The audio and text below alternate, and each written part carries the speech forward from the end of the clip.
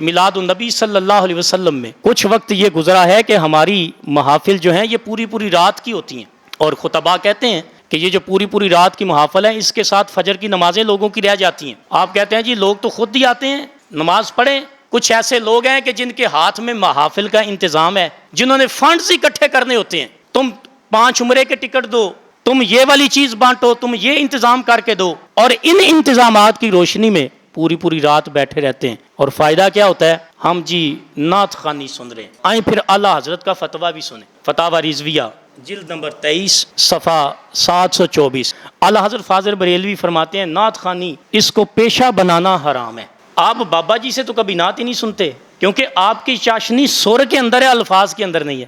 آپ سر سنتے ہیں، الفاظ نہیں سنتے۔ اعلیٰ حضرت کا کلام سب سے اعلیٰ کے علاوہ چند ایک دو نعتیں ہوں گی جو آپ نے یاد کی ہوں گی، یا اچھے نعت خانوں سے آپ نے سنی ہوں گی۔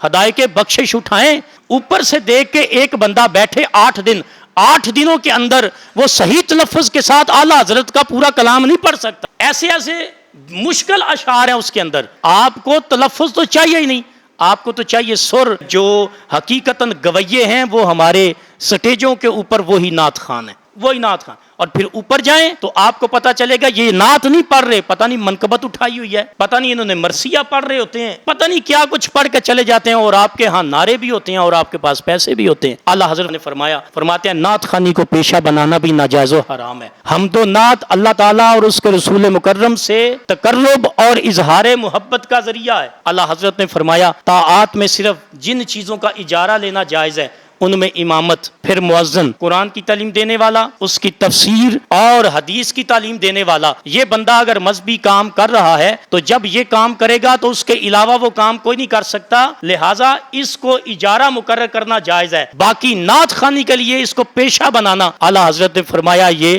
ناجائز ہے۔ اب کتنا ناجائز ہے سنیں، آپ نے فرمایا کہ نعت خوانی کے ذریعے حاصل ہونے والی اجرت ناجائز بھی ہے، حرام بھی ہے، اور ایسی نعت خوانی کرنے اور کروانے والے ثواب تو کجا الٹا گناہ ہوگا۔ کتاب مجھ سے لے لیں، فتاوی رضویہ کی 23 نمبر جلد نکالیں۔ اگر آپ کہتے ہیں نا ہم رضوی ہیں، اعلیٰ حضرت کے فالوورز ہیں، کہ بتائیں یہ جو فتویٰ اعلیٰ حضرت دے گئے یہ کن نعت خوانوں کے بارے میں؟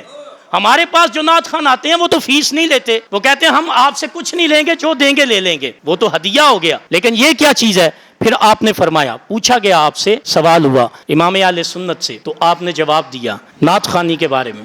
زید نے جو اپنی مجلس خوانی خصوصاً راگ سے پڑھنے کی اجرت مقرر کیا، یعنی نعت خوان کی بات کی جا رہی ہے، اس نے جو اجرت مقرر کیا یہ میری فیس ہے، یہ کیا چیز ہے؟ تو آپ نے فرمایا ناجائز ہے، حرام ہے۔ یہ اجرت لینا اس کے لیے ہرگز جائز نہیں، کیونکہ نعت پڑھنا تقرب اللہ اور اظہار محبت رسول اللہ ہے، نعت کوئی پیشہ نہیں ہے۔